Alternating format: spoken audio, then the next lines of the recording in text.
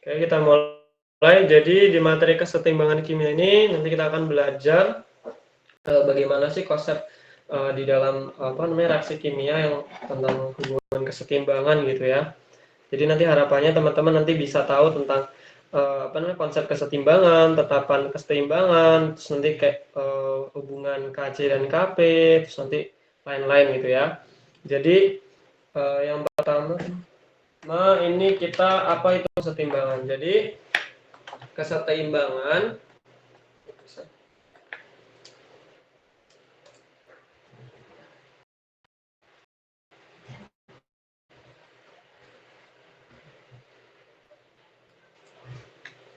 Nah, jadi keseimbangan adalah suatu keadaan di mana tidak ada perubahan yang terlihat seiring berjalannya waktu. Jadi konsep keseimbangan ini kita bisa ilustrasikan dalam kehidupan sehari-hari. Contohnya ada orang yang sedang bermain jungkat-jungkit ya. Jadi kan pasti ada yang namanya beban, ada yang namanya muatan gitu ya. Nah, namanya setimbang atau seimbang berarti antara beban dan muatan itu dia memiliki berat yang sama atau massa yang sama, baru dinamakan seimbang. Begitu juga di dalam konsep kimia dasar. Jadi kesetimbangan itu di mana keduanya antara reaktan dengan produk itu nilainya harus sama, artinya seimbang, baru bisa dikatakan dia kesetimbangan.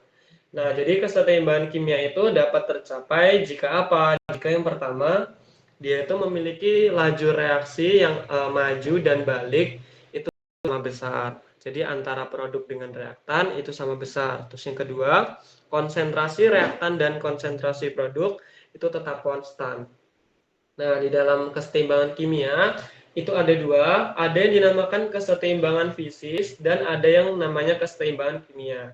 Kalau kesetimbangan fisis itu contohnya di sini ada H2O, ada air yang bentuknya fasanya liquid, kemudian air yang bentuknya fasanya gas. Nah, kalau kita lihat di dalam kesetimbangan fisis secara fisik gitu ya, secara fisik atau secara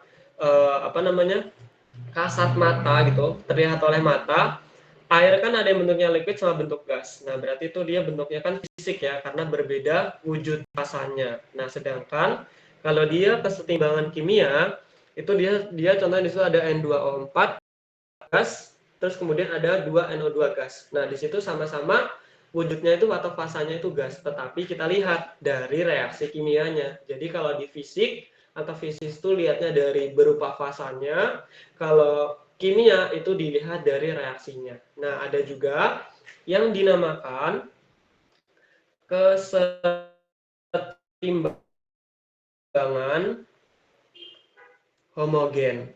Nah, kalau kesetimbangan homogen sama juga ya konsepnya. Homogen itu kan dia kan ketika dia terlarut kayak larutan homogen gitu ya, dia nggak kelihatan. Nah, jadi kalau di dalam kesetimbangan homogen ini kurang lebihnya itu dia tuh berlaku untuk reaksi yang spesinya itu fasanya sama. Jadi fasanya itu sama. Nah, dia itu namanya kesetimbangan homogen. Nah, kemudian ada juga yang namanya kesetimbangan heterogen. Nah, kalau kesetimbangan heterogen ini kita lihat jangan dari fasanya. Kalau tadi yang homogen kan dia fasanya sama tuh, artinya darat sempurna. Tetapi kalau yang kesetimbangan heterogen ini kita lihat dia itu melibatkan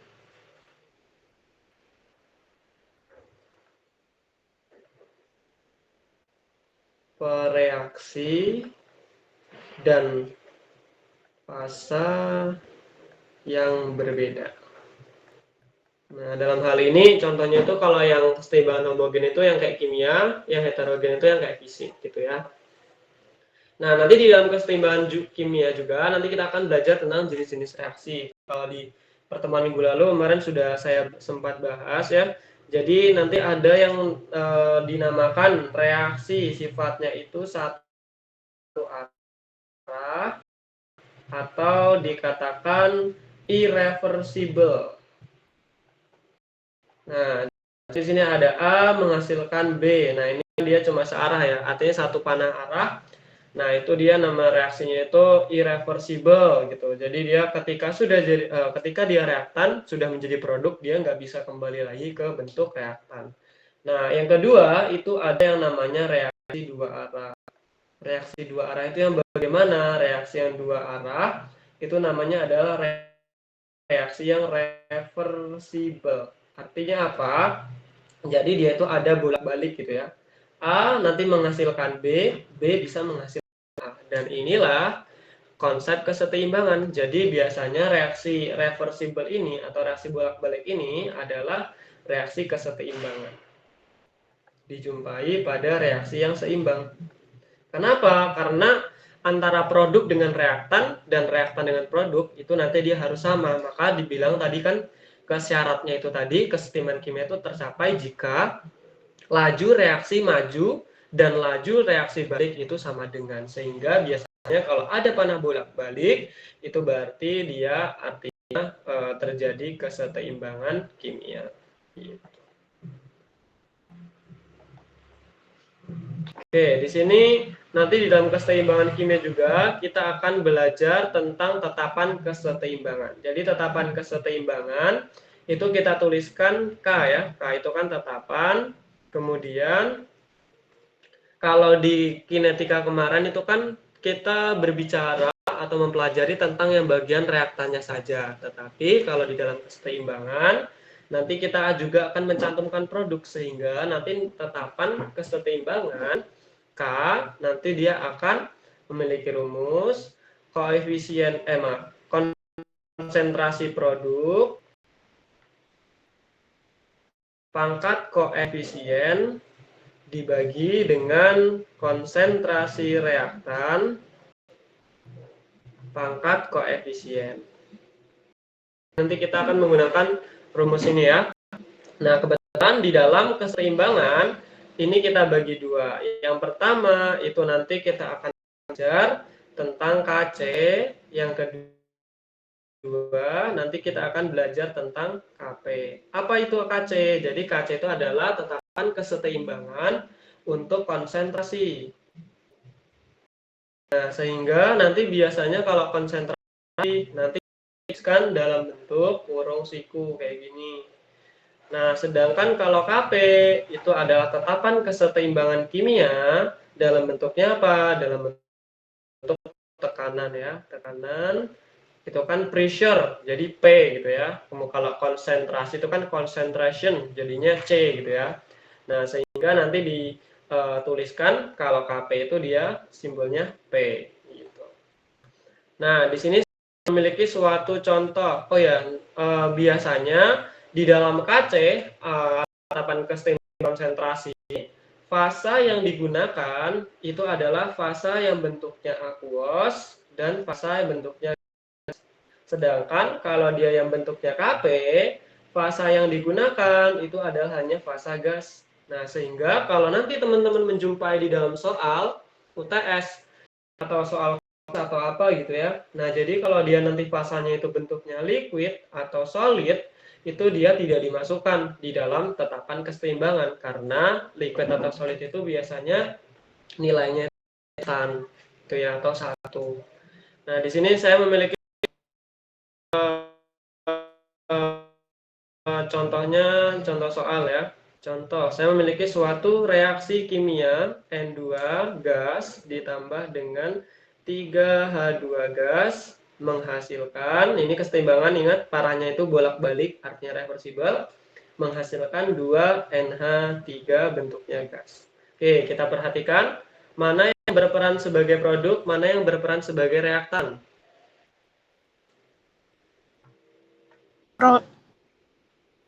Dua NA produknya yang 2NH3 sebagai 2 ya. Ya, jadi yang produk itu dia ada di sebelah kanan, sedangkan reaktan itu dia ada di sebelah kiri. Oke, kita sudah menganalisis produk dengan reaktan, jangan sampai salah ya.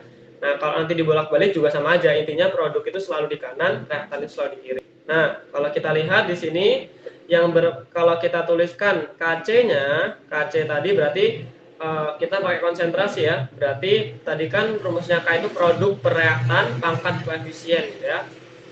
Nah, berarti KC-nya kalau kita tuliskan di sini konsentrasi produk berarti ada konsentrasi NH3 pangkat koefisiennya adalah 2 dibagi dengan konsentrasi reaktan. Berarti konsentrasi reaktan di dalam reaksi ini adalah konsentrasi N2 pangkat koefisien 1 dikali dengan konsentrasi H2 pangkat koefisien 3. Nah, inilah cara menuliskan KC. Nah, kalau untuk KP bagaimana? Kalau untuk KP sama saja. Sama berarti kita makainya yang P. Berarti P punya si NH3 punyanya produk pangkat koefisien 2 dibagi dengan P punyanya si N2 pangkat koefisiennya 1 dikali dengan P punyanya si H2 pangkat koefisiennya 3. Nah, seperti inilah untuk menuliskan KC dan KP.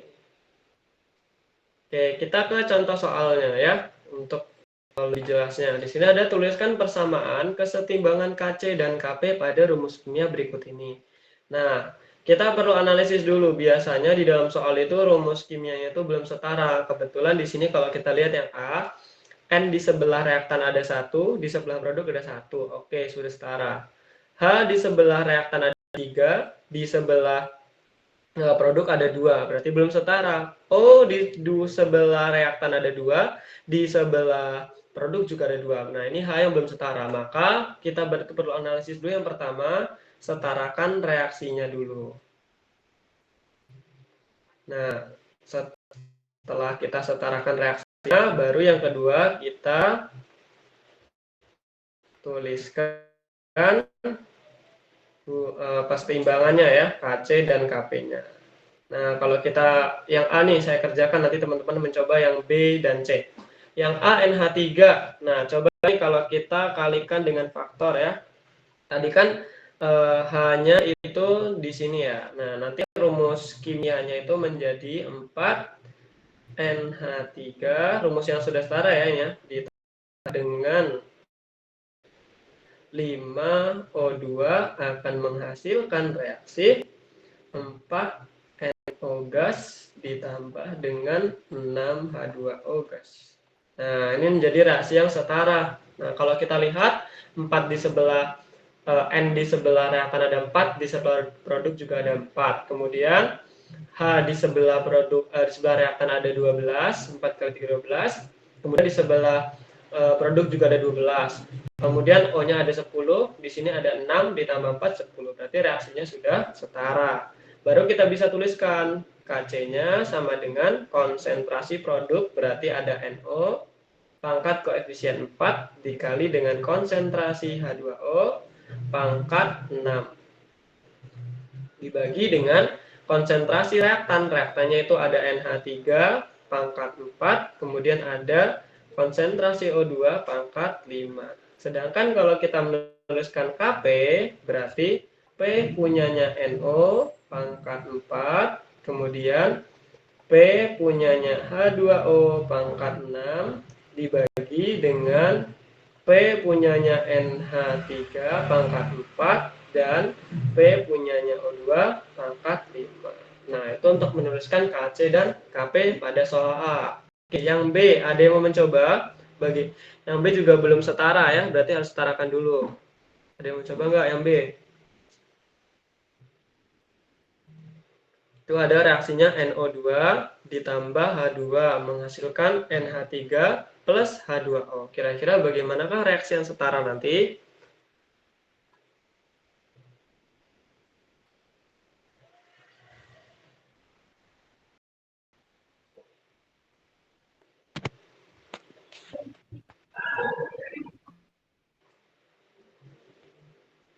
Dia mencoba yang B. Kira-kira bagaimana? Oke, boleh. Sopiani. Itu disetarakan dulu jadi 2NO2 plus 7H2 plus 7H2 terus 2NH3 2NH3 plus 4H2O. plus 4H2O. Oke, ntar ya saya setarakan dulu nanti baru menuliskan KC dan KP. N di sebelah sebelah reaktan ada 2, di sebelah produk juga ada 2. Oke, sudah setara ya. Kemudian kita lihat yang H. Ini saya rapikan.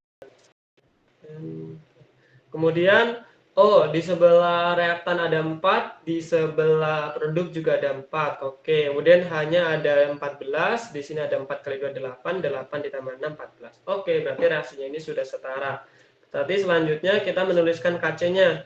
Sopiani, berarti KC sama dengan KC sama dengan NH3 pangkat 2, ya, terus H2O pangkat 4, H2O pangkat 4 dibagi NO2 pangkat 2, NO2 pangkat 2, kemudian terus H2 pangkat 7. H2 pangkat 7. Oke, kalau KP-nya? Kalau KP-nya P P, NH3 mhm, pangkat 2, pangkat 2, kemudian terus PH2O PH2O pangkat 4 pangkat 4, oke, per PNO2 pangkat 2 PNO2 pangkat 2, terus PH2 pangkat 7. PH2 pangkat 7. Oke, terima kasih Sopiani. Nah, ini kayak gini ya, tetapi kita lihat di dalam reaksi tersebut ada ini Sopiani. Ini di sini ada fase liquid. Nah, ingat ya, kalau yang kita gunakan di dalam KC tadi, KC itu fasanya yang kita gunakan adalah fase aqueous dan fase gas. Sedangkan kalau di dalam KP kita menggunakan fase gas. Nah, di sini ada fase liquid. Kira-kira perlu dimasukkan tidak? Kalau dia liquid, nah betul. Sehingga karena liquid dan solid itu dia selalu konstan ya. Nah, sehingga liquid ini berarti nggak usah dimasukkan. Ini saya coret aja. Nah, berarti nanti tinggal tersisa yang NH3 seperti itu. Oke, terima kasih Sopiani. Lanjut yang C, ada yang mau mencoba? Saya bang. Saya Jangan cerita dulu. Apa? Jangan cerita bang. Oke, boleh. Yang cowok tadi siapa tadi? Jandri, boleh Jandri. Oke. Nah, pertama disetarakan dulu bang itu. Jadi aku kubalik sih bang. Jadi dia 2 KCl dalam bentuk solid 2 KCl dalam bentuk solid ditambah 3 O2 ditambah berapa? 3 O2 dalam bentuk gas. 3 O2 bentuknya gas, lanjut menghasilkan 2 KClO3. 2 KClO3. Oke, berarti KC-nya berapa? KC-nya itu kan cuman gas doang di sini yang ada bang. Jadi konsentrasi O2 pangkat 3. Iya, pangkat 3. Oke, KP-nya? KP-nya sama juga. KP-nya sama ya, berarti PO2 pangkat 3. Oke, terima kasih Jandri. Ya, kayak gitu ya. Ini cuma dibalik ya. Tapi perhatikan nih, kita nggak bisa kita balik-balik dulu nih, karena nanti di dalam kesetimbangan kimia, siapa tahu kalau ini kebetulan fasanya dia nanti gas semua, kalau kita balik, jadi nanti kita menuliskannya salah gitu ya. Jadi kita ngikutin yang di awal saja, kecuali kalau diminta di dalam soal nanti, soal UTS misalnya, itu kayak dibalik gitu, nanti ada contoh soalnya juga yang dibalik gitu. Nah, tetapi kita fokus dulu ini ke yang aslinya dulu aja ya. Ini saya ubah ya, Jandri. Jadi nanti biar teman-teman menganalisnya lebih mudah. Nah, reaksinya tadi udah benar kok. Jadi ada fasa solid ya. Jadi kita nggak tuliskan 2 KClO3, fasanya itu solid, menghasilkan tadi 2 KCl solid ditambah 3 O2 gas. Oke, nah di sini ya fasa dia ada yang solid. Nah, K solid itu nggak usah kita masukkan. Yang kita ambil cuma yang fasanya gas atau aqueous. Gas atau aqueous. Nah, di sini K di sebelah reaktan itu ada 2, di sebelah produk juga ada 2, Cl-nya juga ada 2, O-nya ada 6. Oke, sudah setara. Nah, seperti itu untuk menuliskan Kc dan Kp. Ya, selanjutnya kita ke hubungan antara Kc dan Kp. Jadi dituliskan di sini kalau untuk Kc tadi dia itu bentuknya tadi Kc itu tetapan yang keseimbangan konsentrasi, sedangkan yang Kp itu dia ada tetapan keseimbangan untuk yang tekanan. Biasanya tekanan parsial.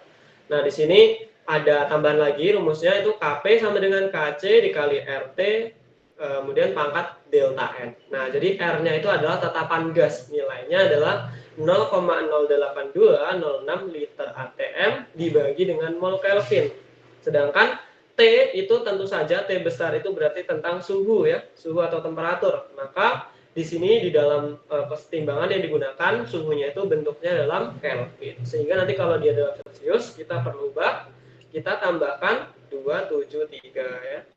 Kemudian delta N. Delta N itu adalah perubahan mol gas atau rumusnya itu mol produk gas dikurangi dengan mol reaktan. Nah, di sini ada contoh soalnya. Diketahui reaksi gas berikut berada dalam keseimbangan pada suhu 227 derajat Celcius. Oke, di sini masih derajat Celcius. Berarti kalau kita tambahkan 273 berarti menjadi berapa nih suhu Kelvin? 500, Bang. 500. Oke, 500 Kelvin. Selanjutnya reaksinya PCl3 ditambah Cl2 akan menghasilkan PCl5. Kita lihat nih di sini apakah reaksi sudah setara. P ada 1, Cl-nya ada 5. Oke, reaksinya ini sudah setara. Nah, berarti langkah selanjutnya apa? Jika nilai Kc adalah 1,67, dihitung nilai konstanta keseimbangan dalam suatu tekanan Kp pada suhu tersebut. Berarti kita mencari Kp ya. Berarti Kp sama dengan Kc dikali dengan R dikali T pangkat delta N. Nah, kalau kita lihat di sini Kc-nya tadi sudah diketahui 1,67, R-nya itu adalah 0,082 dikali suhunya tadi 500 derajat Kelvin. Nilai delta N-nya berapa nih delta N-nya kira-kira? Delta N-nya tadi adalah mol produk dikurang dengan mol reaktan. Nah, kita lihat yang diambil di dalam delta ini juga yang fasanya gas ya, fasa gas. Jadi kalau selain fasa solid atau liquid kita nggak perlu. Nah, di sini mol produk kita lihat mol produk itu ada berapa? Di sini mol itu bisa kita lihat dari koefisiennya juga. Nah, di sini kebetulan kan nggak ada tuliskan mol, sehingga kita asumsikan lihat koefisien. Berarti PCl5 itu punya produk berarti 1, kemudian min reaktan itu ada 1 dari PCl3 sama 1 PCl2. Jadi 1 min 2. Berarti sama dengan min 1. Maka nilai delta N-nya adalah min 1. Sehingga nanti hasilnya berapa nih? 1,67 dikali 0,082 kali 500 pangkat min 1. Ini dikali dulu baru pangkatin, baru dikali 1,67 ya. Ada yang sudah dapat? 0,04, Bang. 0,04. Oke, berarti nilai Kp-nya konstanta tetapan keseimbangan yang tekanannya itu adalah 0,04 seperti itu. Biasanya dia dalam bentuk ATM. Nah, kita lanjutkan selanjutnya contoh soalnya konsentrasi kesetimbangan untuk reaksi antara gas karbon monoksida. Rumus kimia apa? Karbon monoksida? CO. CO, betul. Dan gas klorin. Klorin rumus kimianya apa? Klorin itu adalah Cl karena dia bentuknya gas di alam. Di alam itu dia nggak bisa sendirian. Gas yang kita hirup, gas hidrogen, gas oksigen, itu di alam dia nggak bisa sendirian ya. Makanya dia ada pasangannya. Maka klorin itu Cl2 membentuk COCl2 gas pada 74 derajat Celcius. CO bla bla bla. Carilah konstanta keseimbangan Kc dan Kp. Oke, kita tulis di sini berarti ada reaksinya dulu. Kita buat reaksinya itu tadi antara gas karbon monoksida, berarti karbon monoksida bentuknya gas ditambah dengan gas klorin Cl2 bentuknya gas akan menghasilkan, ingat ini kesetimbangan, maka reaksinya itu bolak-balik membentuk gas COCl2. Nah, kita lihat apakah reaksinya sudah seimbang atau belum, sudah setara atau belum. CO di sebelah kanan itu ada 1, di sebelah kiri juga ada 1. Cl-nya ada 2, di sini juga 2. Berarti reaksinya ini sudah seimbang. Selanjutnya yang ditanya adalah konstanta Kc dan Kp. Nah, berarti di sini kita mencari Kc. Ada yang mau mencoba? Kc-nya menuliskannya bagaimana ini? Saya bang. Oke, boleh Jandri lagi. Jadi konsentrasi Cl2 Ya. pangkatnya 1 kan, jadi nggak usah ditulis. Oke. Per Per. konsentrasi dari CO Iya. dikali konsentrasi dari Cl. Cl2. Oke ya, benar ya. Ini karena koefisien 1, berarti nggak usah dituliskan. Nah, sehingga nanti Kc-nya kita sudah dapatkan ini, selanjutnya kita hitung.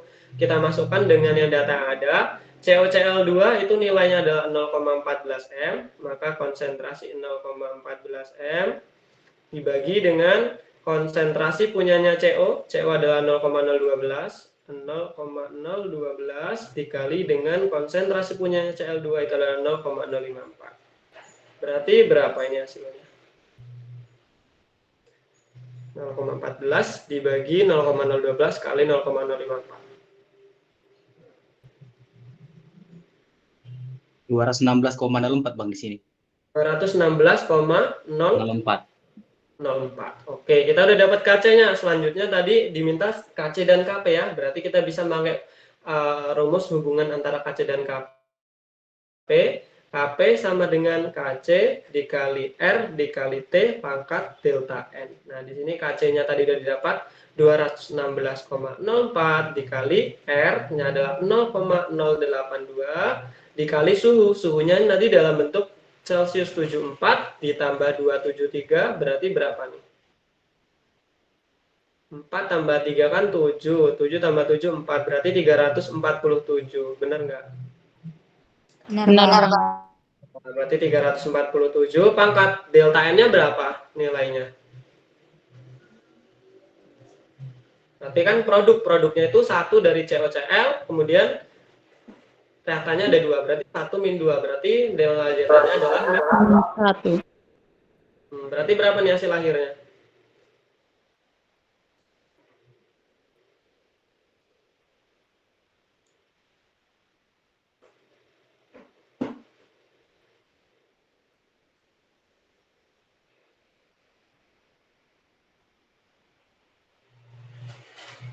Sudah menghitung?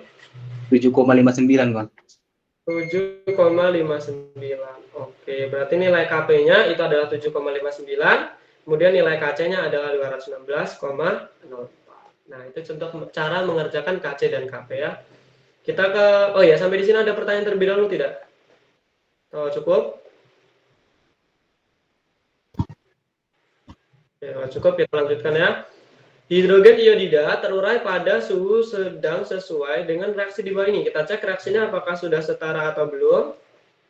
H ada di sebelah reaktan ada 2, di sebelah produk ada 2. I-nya ada 2, ada 2. Berarti reaksinya ini sudah setara. Selanjutnya apa diminta? Nilai Kc. Berarti kita tuliskan dulu Kc di sini berarti produk dibagi reaktan. Berarti produk itu ada konsentrasi H2 dikali dengan konsentrasi I2 pangkat 1 semua koefisiennya dibagi dengan konsentrasi HI pangkat 2. Selanjutnya jika 4 mol HI dimasukkan ke dalam wadah 5,0 pada 458 derajat Celcius, campuran kesetimbangannya diketahui mengandung 0,042 mol I2. Berapakah nilai Kc? Berarti di sini ada mula-mula ya. Mula-mula itu punyanya konsentrasi HI itu adalah 4 mol. Berarti kalau kita cari konsentrasi HI, di situ ada data. Untuk mencari molaritas, rumusnya apa? Ada yang masih ingat di pertemuan 1, molar itu ada mol zat terlarut dibagi dengan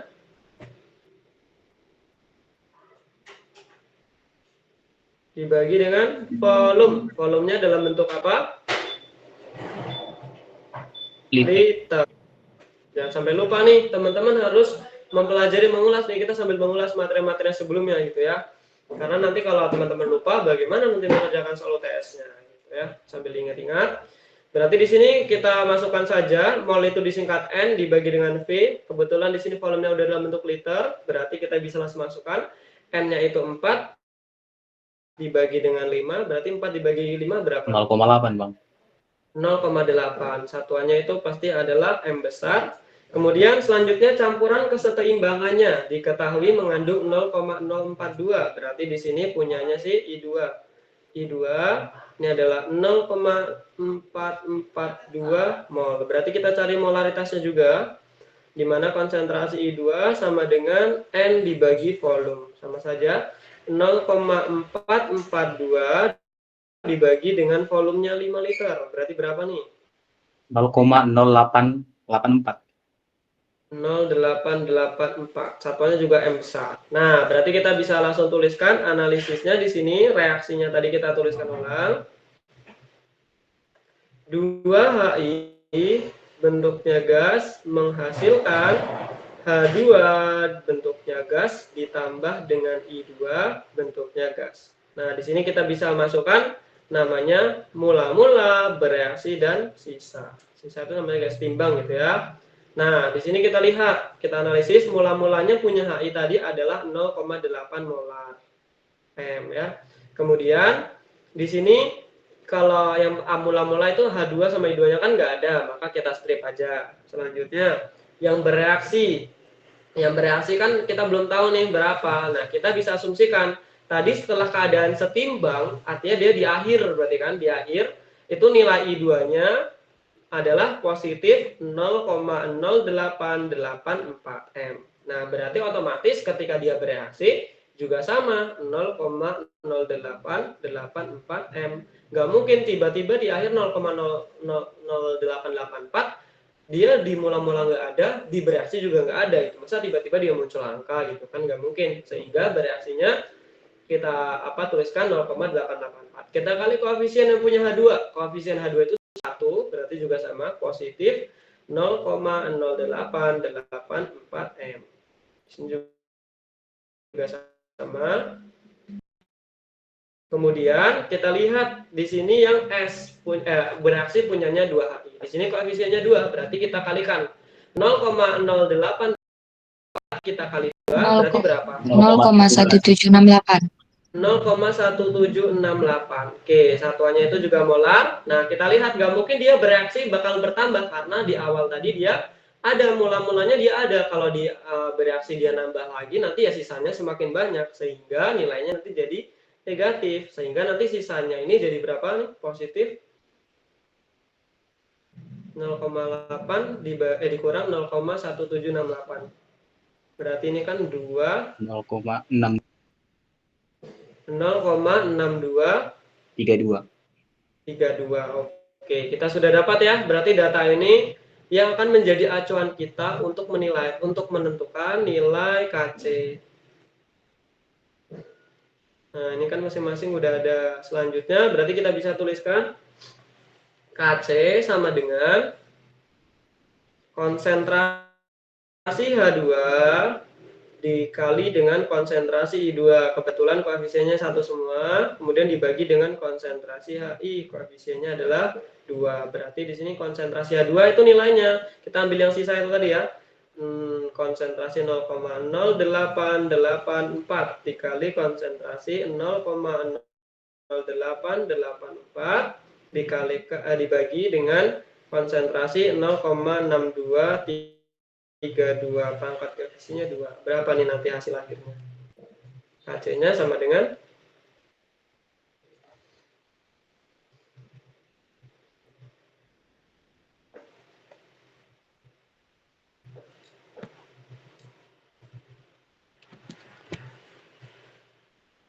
0,019 Bang. 0,0619 gini. Bukan Bang, jadi 0,019. Oh, 0,0119 gini. Iya Bang. Oke, gitu ya. Hasil akhirnya itu berarti 0, KC-nya adalah 0,019. Oke, kita bisa lanjutkan. Ini nanti hasil akhirnya coba teman-teman cek lagi ya. Perhitungannya nanti siapa tahu temennya salah atau siapa tahu benar juga kan nggak tahu ya. Sana belum hitung soalnya. Jadi sambil hitung aja. Oke, selanjutnya ada selanjutnya. Konstanta keseimbangan Kp, berarti ini tentang Kp ya. Kita lihat reaksinya apakah sudah setara atau belum. N di sebelah reaktan ada 2, di sebelah produk juga ada 2. Kemudian O-nya ada 4, ini juga 2 tambah 2 berarti 4. Berarti reaksinya sudah seimbang atau setara. Selanjutnya analisisnya adalah 158 100K. Ini suhu berarti ya. Berapa tekanan keseimbangan? Berarti ini tentang Kp. Berarti Kp di dalam soal itu adalah yang diketahui 158. Kemudian tekanan keseimbangan O2 yang ditanya. Berarti itu ada PnO2 itu adalah 0,400 atm. Kemudian ada P punyanya NO itu adalah 0,270 atm. Yang ditanya berapakah tekanan keseimbangan? Berarti yang ditanya ini adalah P punyanya O2. Nah, berarti kita tuliskan Kp-nya. Ada yang mau coba menuliskan Kp yang ini? Bagaimana nih Kp-nya nih? Kp sama dengan produk per reaktan. Produknya itu berarti P punyanya NO pangkat koefisien 2 dikali dengan P punyanya O2 koefisiennya 1 dibagi dengan P punyanya si NO2 koefisiennya adalah 2. Langsung aja kita masukkan PNO tadi, Kp-nya adalah 158, kemudian PNO-nya tadi adalah 0,400. Ini pangkat 2, PNO yang kita cari, PO2 yang kita cari dibagi dengan PNO2 itu adalah 0,270 kuadrat ya, pangkat 2. Berarti PO2 sama dengan kita kalikan, kita balik berarti 158 dikali 0,270 pangkat 2 dibagi dengan 0,400 pangkat 2. Berapa nih hasil akhirnya PO2-nya? 158 dikali, ini kebalik ya saya ya. Yang 400-nya di atas ya. Ini 400, terus ini 270. Ya gitu nggak sih? Kebalik atau enggak? Bener kan? PO2-nya PNO2. PNO2 400. Oh, ini saya salah angka, guys. Kebalik di atas. Berarti di sini PNO-nya itu adalah 0,270, yang bawah ini 400. Nah, baru benar. Berapa hasil akhirnya? Ada yang udah menghitung?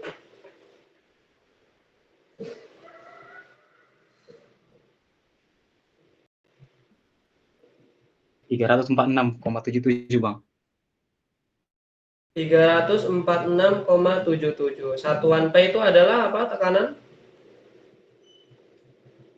ATM ya, di sini yang di soal itu ada ATM. Berarti samakan saja satuannya adalah ATM. Nah, itu untuk mengerjakan KC dan KP. Nanti teman-teman boleh pelajari lagi untuk contoh-contoh soal yang lain tentang KC dan KP. Kita lanjutkan ke hubungan nilai tetapan kesetimbangan pada suatu reaksi. Oke, jadi ada suatu contohnya, ada suatu reaksi yang NH tadi ya, N2 gas ditambah dengan 3H2 bentuknya gas menghasilkan 2NH3 bentuknya itu gas juga. Nah, biasanya kita itu contoh nih di sini ada nilai K, nilai tetapan kesetimbangan reaksinya. Ini misalnya itu nilai K-nya adalah 9. Berarti kalau kita tuliskan nilai K aksennya ya, berarti K ini sama dengan konsentrasi produk juga sama, berarti NH3 pangkat 2 per konsentrasi N2 pangkat 1 dikali konsentrasi H2 pangkat 3. Nah, berarti nilai K aksen itu kebalikannya. Berarti kalau ini K-nya tadi dia bentuknya positif, berarti kalau dari K aksen tadinya positif, berarti ini kan K-nya 9 ya. Berarti kalau ini kita balik, nah reaksinya ini kan K9 nih, tadinya awalnya begini. Kalau seumpama reaksinya ini dibalik, ya, dibalik. Jadinya kan reaksinya itu menjadi 2NH3 bentuknya gas menghasilkan N2 gas ditambah 3H2 gas. Nah, ini kalau dibalik nih, maka nilai K aksennya menjadi 1/9. Tadi kan K-nya yang awal itu kalau dia reaksinya NH3-nya itu di produk, itu dia positif. Maka kalau kita balik, jadi ini juga dibalik. Sehingga nanti K aksennya kalau kita tuliskan produknya itu menjadi N2, konsentrasi N2 dikali H2 pangkat 3 per konsentrasi NH3 pangkat 2. K aksennya tadi nilai adalah 1/9. Sehingga di sini saya bisa kasih note ya. Ini nanti di soal ujian ada. Nah, maka reaksinya tuh nggak boleh dibalik-balik ya kalau nggak diminta di dalam soal gitu. Karena nanti dia berpengaruh sama penetapan keseimbangannya. Nah, kalau dia awalnya dia bentuknya K sama dengan A gitu ya, maka akan menjadi kalau dia dibalik menjadi K aksen sama dengan 1/A. Nah, seperti itu. Ini perlu nanti teman-teman ingat-ingat saja. Nanti minggu depan kita review nih. Ada contoh soal yang seperti ini, nanti di bawah juga ada contoh soal juga, nanti biar teman-teman tahu tipenya itu kayak seperti apa. Nah, ini diingat-ingat gitu ya. Nah, selain itu juga nanti teman-teman itu akan belajar tentang QC. Nah, itu kalau di PPT saya lihat itu juga ada ya nilai QC. Nah, di sini saya kasih note juga aja. Note. Nah, note di sini nanti itu nilai QC itu berhubungan tentang reaksi question ya. Berarti di sini nanti nilai QC, kalau nilai QC-nya lebih kecil daripada KC, maka kalau dia agar terjadi keseimbangan, dia sistemnya bergeser ke mana? Ke produk. Ya, ke arah produk. Berarti dari kiri ke kanan. Ke kanan ya, produk kan kanan. Kemudian kalau nilai QC-nya itu lebih besar daripada nilai KC, maka dia akan bergeser ke arah mana? Ke arah reaktan. Reaktan itu berarti dari kanan ke kiri. Nah, ini untuk teman-teman ini aja, catat ini tadi dari kiri ke kanan. Untuk mencapai keseimbangan gitu ya. Nah, berarti kemudian kalau QC-nya sama dengan KC, maka dia tidak ada keseimbangan. Keadaannya apa? Setimbang ya, kesetimbangan. Nah, ini untuk teman-teman jadikan catatan. Nah, kita ke contoh soalnya. Reaksi 2HI gas menghasilkan H2 ditambah I2 gas memiliki nilai K. Nah, ini nilai K nih. Nah, hitung nilai K untuk reaksi setengahnya. Berarti yang pertama nih, ini apakah kita lihat? Kita analisis dulu. Tadinya kan reaksi yang awal itu 2HI di sebelah reaktan. Kemudian tiba-tiba HI-nya itu ada di arah produk. Berarti yang pertama, analisis yang pertama, tentu saja ini reaksinya adalah reaksi yang dibalik. Kita tulis dulu reaksinya yang awal 2HI gas menghasilkan H2 gas ditambah I2 bentuknya gas. K-nya adalah 36. Oke, yang pertama itu diminta dalam soal itu setengah H2. Berarti yang pertama kita lihat dulu. HI-nya itu di sebelah dari reaktan, jadi berarti ini kan diubah ya. Berarti kalau kita menjadi H2 ditambah satu dulu dibalik.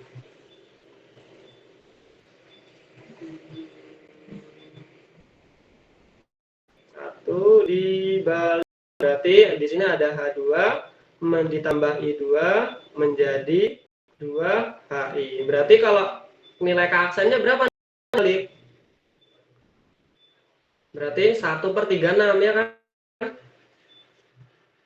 1/36 sama kayak di atas tadi ya. Terus kemudian yang kedua diminta di soal hitung nilai K untuk reaksi setengahnya. Berarti dikali setengah.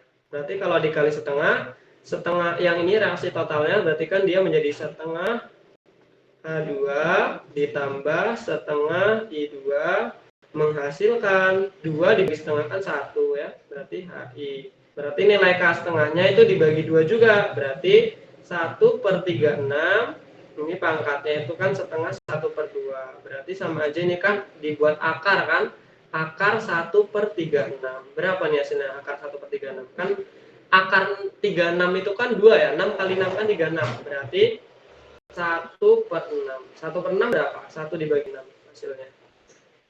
0,16. 0,16. 0,16. Berarti nilai K aksennya itu adalah 0,16. Berarti nilai K-nya ini 0,16. Nah, itu untuk mengerjakan yang tipe soal kita ke contoh lain. Ini apa namanya? Soal di kuis kata TBB berapa kemarin ya semalam. Nah, di sini jika harga nilai K untuk reaksi kesetimbangan 2SO2 gas ditambah O2 gas menghasilkan 2SO3 gas 25, nilai K ini nilai K-nya adalah 25 kali 10 pangkat min 4. Maka pada kondisi yang sama harga K untuk reaksi 2SO3 gas menghasilkan 2SO2 gas ditambah 2 gas. Berarti tadinya 2SO3 gasnya itu ada di produk, tiba-tiba jadi reaktan. Berarti yang pertama itu reaksinya adalah reaksi yang dibalik ya. Nah, lihat dulu reaksinya. Kalau reaksinya tetap, berarti dia nggak dibalik, berarti dia cuma dikali gitu. Nah, kita lihat reaksi dibalik tadi berarti menjadi 2SO3 bentuknya gas menghasilkan 2SO2 gas ditambah O2 gas. Nah, tadi nilai K-nya itu kan kalau nggak dibalik 25 kali 10 pangkat min 4. Berarti kalau nilainya dibalik ke aksennya kan berarti menjadi 1/25 kali 10 pangkat min 4. Ya kan? Nah, berarti nilai K-nya berapa nih? Sama aja 1/25 kali 10 pangkat min 10 pangkat 4 ya kan? Nah, hasilnya itu harusnya itu kalau ini 12,5 ini jelas salah ya kan, terus ini 1/5 ini juga salah, harusnya kan kalau akar baru bisa gitu, tapi kan ini nggak diakarkan. Kemudian 25 kali 10 pangkat min 2 ini jelas salah. Nah, ini 1/25 kali 10 pangkat min 4 ini bisa jadi, tetapi harusnya pangkatnya ini dia 4 ya, karena kan 1/, itu. Nah, ini bisa jadi ini mendekati lah. Kemudian 5 kali ini jelas juga salah, berarti jawabannya benar itu yang ini gitu. Cuma dia harusnya salah ya, harusnya tetap 10 pangkat 4, dia positif kalau dia naik. Seperti itu untuk mengerjakan harga nilai K, untuk mencari nilai kesetimbangan. Pokoknya analisis dulu yang pertama, diminta di dalam soal, ini saya kasih reaksinya dibalik atau tidak. Nah, kalau reaksinya dibalik ya maka nilai K-nya nanti juga dibalik, dibuat 1/. Nah, kemudian setelah nanti dianalisis reaksi dibalik atau enggak, dilihat kalau di soalnya itu tiba-tiba minta dikali, berarti yang kedua itu nanti dikalikan juga. Berarti dikalikan itu dari reaksinya dikalikan, nilai K-nya juga dikalikan.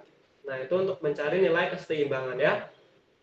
Oke, selanjutnya kita ke materi asas Likert-Leer. Nah, Likert-Leer ini jadi jika suatu tekanan eksternal, kenapa ini?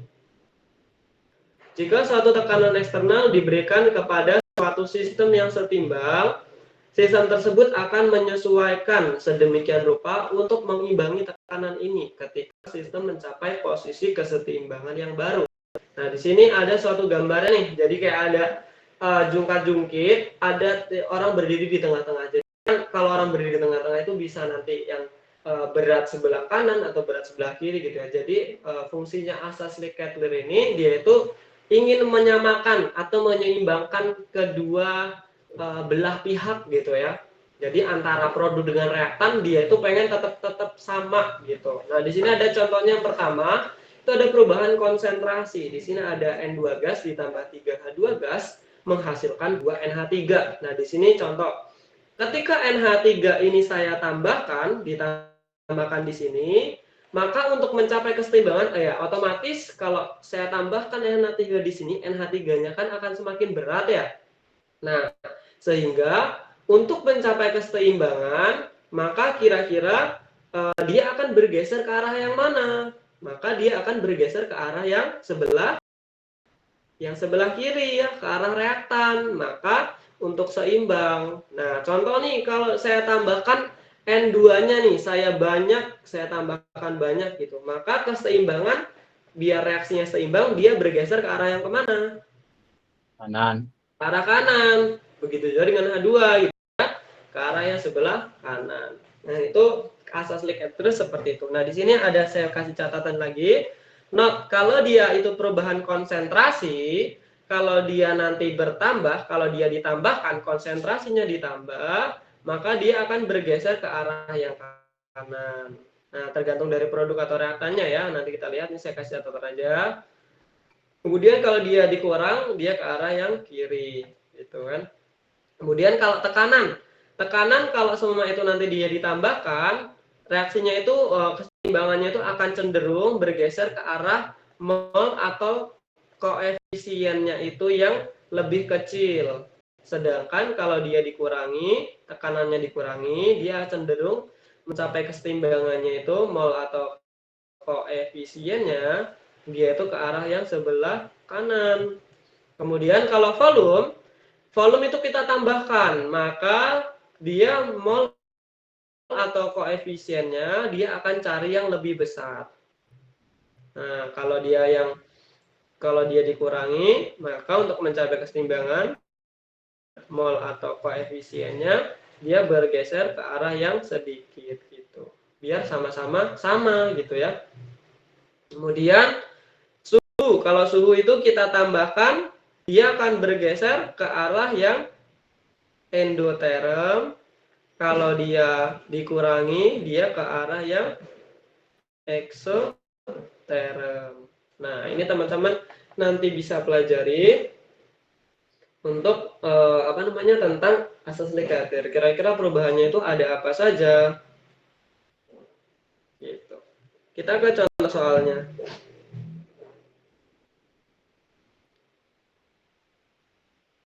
Contoh soalnya di sini adalah dalam percobaan etching glass, ahli kimia mencoba reaksi antara pasir, di mana di sini pasirnya adalah SiO2. Ada yang tahu nggak SiO2 itu apa namanya? Sebutnya adalah S itu dari silikon, O2 itu oksida. Berarti silikon karena ada 2 berarti dioksida ya. Dan hidrogen fluorida. Hidrogen fluorida itu rumus kimianya He. Pada 150 derajat Celcius. SiO2 reaksinya ini SiO2 plus 4HF menghasilkan SiF4 plus 2H2O. Nah, untuk mengerjakan reaksi seperti ini teman-teman juga perlu perhatikan ya. Apakah reaksinya sudah seimbang atau belum? Nah, kalau belum seimbang berarti diseimbangkan dulu, utarakan. Nah, kebetulan di sini Si-nya itu ada 1 di sebelah reaktan, di produk juga ada 1. Oke, O-nya ada 2, di sini juga ada 2. H-nya ada 4, di sini juga ada 4, F-nya ada 4, juga ada 4. Berarti reaksinya sudah setara. Nah, kemudian perkirakan efek pada SiF4. Nah, berarti kita fokus pada SiF4 nih.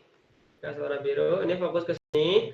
Apakah akan bertambah atau berkurang? Nah, kira-kira SiF4-nya apakah bertambah atau berkurang? Jika yang A, H2O dikeluarkan. Oke, H2O ini kalau kita keluarkan, kira-kira SiF4-nya apa pengaruhnya? Apakah dia bertambah atau berkurang? Kita fokusnya pada SiF4 aja nih. Kalau H2O ditambahkan, H2O dikeluarkan, ini dikeluarkan, maka kira-kira apa pengaruh SiF4-nya? Apakah dia bertambah atau berkurang? Berkurang mungkin, Bang. Dia akan berkurang. Salah. Dia akan bertambah, kan dia untuk mencapai keseimbangan. Nah, yang di sini contoh nih, SiO2 plus 4HF ya kan, menghasilkan SiF4. Nah, contoh di sini bebannya ada di sini. Nah, di sini ada SiF4 ini 1. Kita ambil yang koefisien ya. Nah, kalau di sini kan 1 tambah 2 gitu kan, misal koefisien 3. Nah, kalau H2-nya kita keluarkan, ya otomatis untuk mencapai keseimbangan, berarti SiF4-nya ini harus bertambah. Berarti SiF4 itu dia akan bertambah untuk mencapai keseimbangan. Ingat konsepnya itu keseimbangan, kanan dan kiri harus sama. Kemudian beberapa air cair ditambahkan, berarti H2O. Kalau H2O ditambah, H2O-nya semakin banyak, sedangkan yang reaktan tetap sama. Kira-kira SiF4-nya itu berkurang atau bertambah kalau H2O-nya semakin banyak? Berkurang ya, karena apa? Karena seperti ini. Contoh nih, ada suatu larutan, misalnya ya, saya pengen buat air sirup marjan melon. Nah, misalkan saya kasih marjan melonnya itu, aduh jadi pengen nanti. Jadi misalnya itu 2 sendok, terus saya kasih airnya itu 1 liter. Nah, kan akan semakin banyak air, maka rasanya itu akan semakin berkurang, sama juga SiO4 gitu. Ketika ditambahkan air semakin banyak, maka SiF4-nya akan berkurang gitu. Kemudian HF.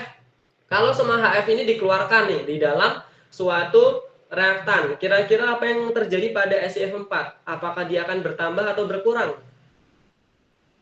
Berkurang. Berkurang, iya. Karena apa? Karena reaktan kan mempengaruhi juga produknya. Kalau H4HF-nya dikeluarkan, ya otomatis kalau nggak ada yang ditambahkan, maka SiF4-nya dia akan berkurang. Nah, kalau seumpama beberapa pasir dikeluarkan, SiO2-nya dikeluarkan, kira-kira apa yang terjadi? Tidak ada. Berkurang juga. Nggak berkurang, nggak bertambah, tidak ada pengaruh, tidak berpengaruh. Kenapa? Kita lihat pasir itu di sini kan SiO2 ya, dia sebagai zat pemberat saja. Sedangkan di sini faktor utama 4HF. Di sini nanti kan 4HF itu kan larutan hidrogen fluorida, tapi ada airnya kan. Nah, makanya kalau pasirnya dikeluarkan, ya dia nggak ada pengaruhnya sebenarnya pada SiF4-nya, karena si HF kan pasti dia juga ada airnya. Makanya 4HF itu nanti dia ketika dikeluarkan, ya dia akan membentuk air juga, karena di dalam larutan hidrogen fluorida umumnya juga mengandung air. Seperti itu. Nah, nanti biasanya soal-soal begini yang mengkecoh di dalam UTS. Nah, nanti teman-teman hati-hati.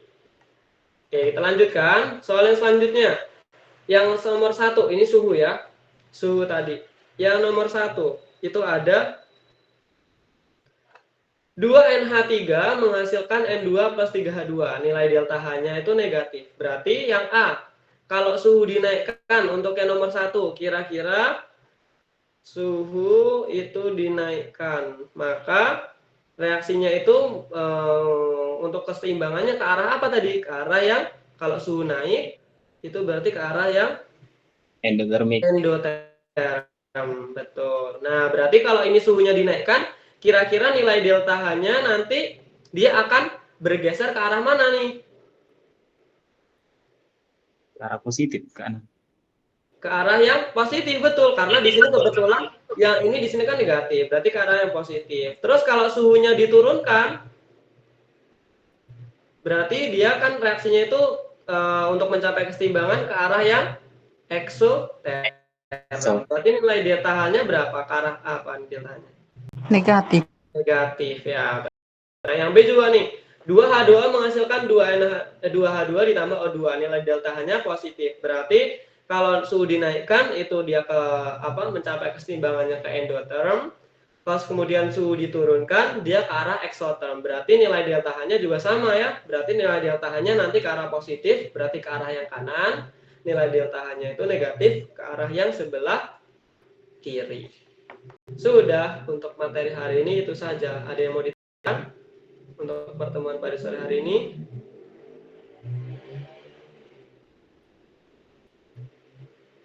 Cukup? Kalau cukup kita ke absensi. Oke, berarti minggu depan kalau dilaksanakan di hari Jumat aman ya, teman-teman? Aman, Bang. Aman, Bang. Aman, Bang. Ya, sebenarnya kalau teman-teman nanti bisa join ya syukur, kan nanti kita akan bahas sekaligus review materi